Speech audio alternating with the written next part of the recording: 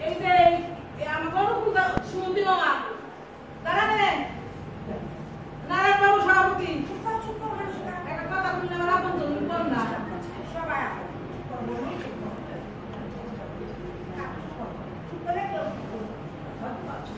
আগে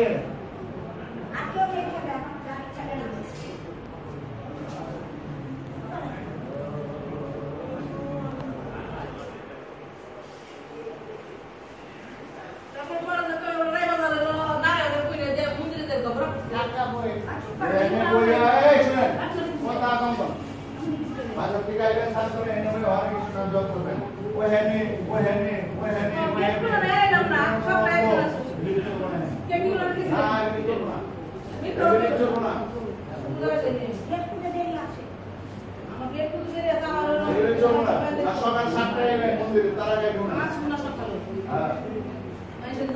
পাঠ